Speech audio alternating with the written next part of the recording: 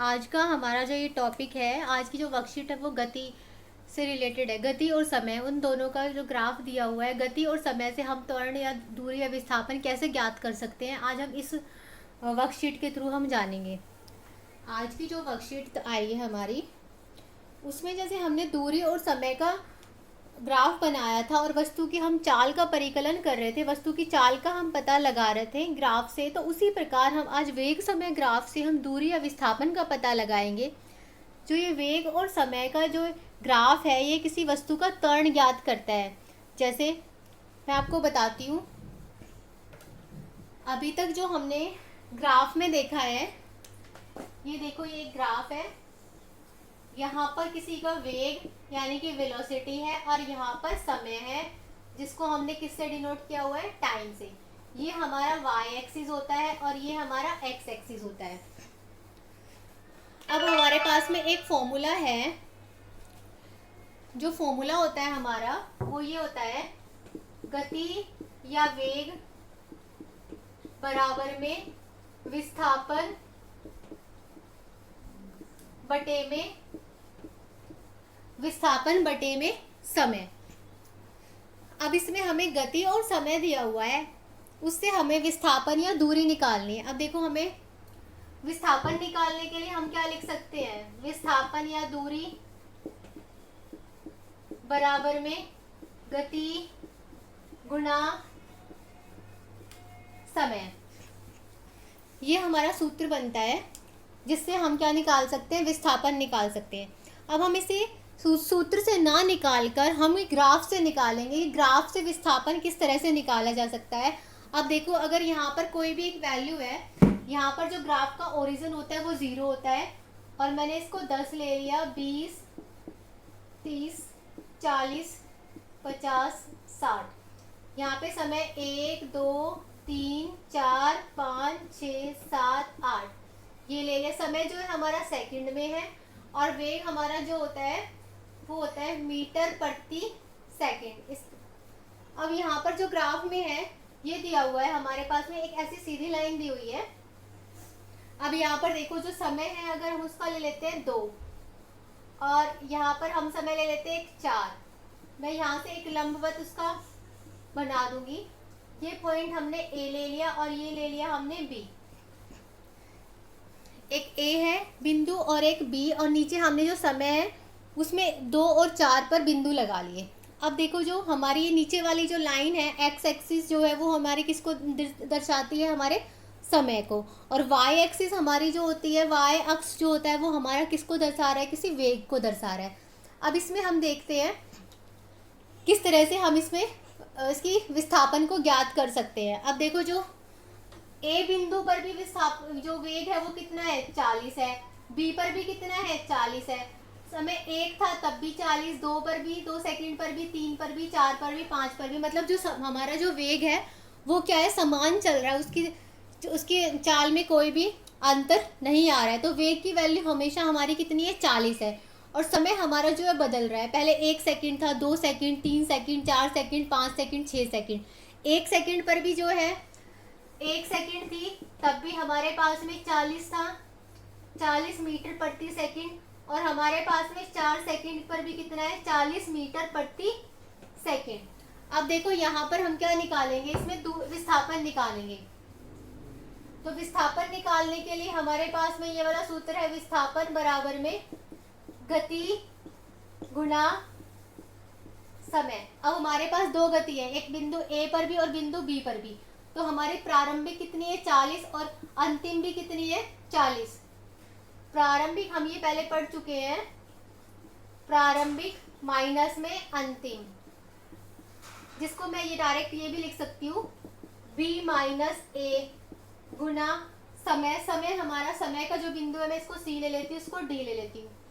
तो इसमें समय का जो बिंदु है डी माइनस में सी। बी पर वैल्यू कितनी है, 40 है। ए पर भी कितनी है, 40 है, गुना डी पर कितनी है, 4 है। सी पर कितनी है, 2 है। अब देखो, 40 में से 40 गया तो कितना आया, 0, और 4 में से 2 गया तो कितना आया, 2। तो किसी नंबर को अगर हम 0 से इंटू करते हैं तो क्या आएगा, 0 मीटर प्रति सेकंड, 0 मीटर अब अगर हमें उसका विस्थापन निकालना है तो क्या आएगा, 0 मीटर किसी को भी। तो अब देखो यहाँ पर हमें पता चल गया विस्थापन कितना आ रहा है, उसका 0 आ रहा है। अब हम इसी ग्राफ से उसका त्वरण भी ज्ञात कर सकते हैं। चलो इसका त्वरण ज्ञात करते हैं। अब हम जो त्वरण का सूत्र है वो होता है हमारा v माइनस यू बटे में t, जिसको हम त्वरण को a से डिनोट करते हैं। और v जो है हमारी होती है अंतिम वेग, और ये हमारा होता है प्रारंभिक वेग, और t हमारा होता है समय। अब देखो प्रारंभ में वैल्यू कितनी है, जो v की वैल्यू तो हमारी जो b बिंदु पर है, और जो u हमारा क्या है, प्रारंभ है। a बिंदु, a पर कितनी वैल्यू है, 40 है, और v पर भी कितनी है उसकी, 40 मीटर प्रति सेकंड और 40 मीटर प्रति सेकंड। अब देखो यहाँ पर जो प्रारंभिक समय उसको मैंने t1 से, t1 पे क्या है c की वैल्यू कितनी दी हुई है, 2 सेकंड, और t2 कितना है हमारा, कहाँ पर है t2 हमारा 4 पर, जिसको हमने d से डिनोट किया है, उसकी 4 सेकंड है। अब हमारा ये वाला फॉर्मूला है ना v माइनस यू अपॉन में t। अब देखो v माइनस यू, v की वैल्यू कितनी है हमारी 40, और u की भी कितनी है 40। हमारे पास में समय कितने हैं 2, तो अंतिम में से किसको माइनस कर देंगे हम, प्रारंभिक में से। ऊपर कितना आ गया 40 माइनस 40 0, और नीचे 4 में से 2 गया तो कितना आया 2। अब देखो किसी भी संख्या को जीरो को किसी भी संख्या से भाग दोगे तो क्या आएगा, 0 ही आएगा। तो इसलिए हमारा त्वरण भी क्या आ गया, 0 आ गया। जिसमें आपकी वर्कशीट में क्वेश्चन नंबर 1 पूछा गया है कि बताओ जब एक समान उसका किसी ग्राफ में अगर एक समान वेग होगा, किसी कोई एक वस्तु है वो जा रही है एक समान वेग से, और लेकिन उसका समय जो है निरंतर बदल रहा है, तो बताओ उसका त्वरण क्या होगा। तो अब देखो हमारा प्रारंभिक में भी उसका वेग 40 था और अंतिम में भी उसका 40 है। 40 में 40 गया तो कितना आया 0। तो किसी भी संख्या को अगर हम 0 से भाग देते हैं तो क्या हो जाएगी, हमारा जो अगला ग्राफ आया हुआ है वर्कशीट में वो आया हुआ है एक समान त्वरण कि अब जो इसको हम सॉल्व करेंगे तो हम जितनी भी वैल्यू आएगी त्वरण की वो एक समान आएगी। ऐसा नहीं होगा कि कभी कम आ रही है, कभी ज़्यादा आ रही है, कभी 0 आ रही है। इस वाले ग्राफ से हम इसको सॉल्व करते हैं। अब देखो यहाँ पर जो है एक के ऊपर कितनी वेग है, 4 है, 2 पर 8 है, 3 पर 12, 4 पर 16 और 5 पर 20 है। तो हमारा जो फॉर्मूला होता है वो क्या होता है, a equals to v minus u upon t. ये त्वरण ज्ञात करने का हमारा जो फॉर्मूला है, जो सूत्र है, हम पहले पढ़ के आए हुए हैं और अब इससे पहले वाले क्वेश्चन में भी मैंने आपको बताया था। ठीक है, ये हमारा सूत्र होता है। अब इसमें देखो मैं लेती हूँ, इसमें एक वैल्यू में 8 ले लेती हूँ और इसका जो समय है 2, और दूसरी वैल्यू में 12 और 3। एक वैल्यू मैंने ले ली, v की वैल्यू मैंने ले ली 12 और u की ले ली मैंने 8, और 12 पे जो समय है वो ले लिया मैंने 3, और 8 पर जो समय है वो 2। अब देखो इसमें हम वैल्यू पुट करेंगे तो यही आएगा t2 माइनस t1 जो हमारा सूत्र है। अब v की वैल्यू पुट करूंगी तो कितना आया 12, और यहाँ पर 8, और यहाँ पर कितना था 3 माइनस 2, तो कितना आया ये, तो जिसको हम क्या लिख सकते हैं 4 मीटर प्रति सेकंड का स्क्वायर। ये हमने फर्स्ट केस लिया है। हम इसका सेकंड केस लेते हैं जिससे हमें पता चलेगा कि हमारा त्वरण जो है समान आ रहा है या नहीं आ रहा है। अब देखो इसमें हम एक वैल्यू ले लेते हैं 20, v की वैल्यू ले लेती हूँ मैं 20 और u की ले लेती हूँ मैं 16, और जो 20 है 20 का समय देखो 5 पर है, तो t2 मैंने ले लिया 5 सेकंड, और t1 का ले लिया मैंने 16 पर है 4 सेकंड। ठीक है, अब वही दोबारा वो सूत्र लिखेंगे t2 minus t1 v minus u equal to t2 minus t1।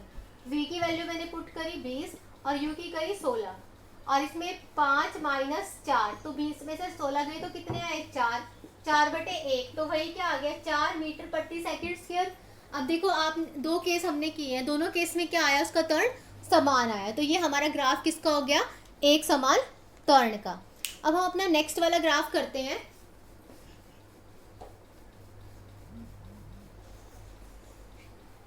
और इस वाले ग्राफ को हम बोल सकते हैं त्वरित गति भी बोल सकते हैं। जब हमारा जो त्वरण की जो वैल्यू आएगी वो एक समान आएगी तो उसको हम बोल सकते हैं त्वरित गति। अब जो हमारा अगले वाला ग्राफ दिया हुआ वो असमान त्वरण का है। असमान त्वरण हम किसको बोल सकते हैं उसके बारे में पढ़ते हैं। असमान जिसको हम बोल सकते हैं मंदित गति, या फिर जो दो तरह के होते हैं असमान। तो पहले हमने पढ़ी त्वरित गति। त्वरित गति उसको बोलते हैं जिसमें त्वरण की वैल्यू क्या आएगी, समान आएगी। त्वरण जिसमें समान होगा, बराबर होगा, उसको बोलते हैं त्वरित गति। अब होता है मंदित गति। मंदित गति वो गति होती है जिसमें त्वरण की वैल्यू घटती जाती है। त्वरण का जो मान है वो क्या होगा, घटता रहेगा। जैसे अगर पहले 4 मीटर प्रति सेकंड स्क्वायर आ गया, अगले केस में 3 मीटर प्रति सेकंड स्क्वायर आ जाए, फिर 2 मीटर आ जाए, फिर 1 मीटर आ जाए, और फिर 0 आ जाए, फिर -1 -2, माइनस में भी आ सकता है। तो इसको बोलते हैं मंदित गति, कि वो धीरे धीरे त्वरण क्या हो रहा है, मंदित हो रहा है, मतलब वो धीरे धीरे कम होता जा रहा है, तो उसको बोलते हैं मंदित गति। उसके बाद एक असमान त्वरण वो भी होता है जिसमें हम बोल सकते हैं कि अगर एक बार वैल्यू देखो त्वरण की, अगर एक बार वैल्यू आई 4 मीटर प्रति सेकंड का स्क्वायर, और A2 में आ गई 6 मीटर प्रति सेकंड का स्क्वायर, A3 में फिर से हमारी आ गई 2 मीटर प्रति सेकंड स्क्वायर, A4 में आ गई हमारी 8। अब देखो ये तो कोई फिक्स है नहीं, कभी घट रही है कभी बढ़ रही है, ऐसा तो है नहीं कि लगातार बढ़ती जा रही है, लगातार घटती जा रही है, लगातार बराबर है। तो इस वाले को बोल सकते हैं हम असमान त्वरण। अब हमारा जो इसके जो वर्कशीट के क्वेश्चंस हैं, इसमें हमें देखो वेग समय ग्राफ से एक जो है विस्थापन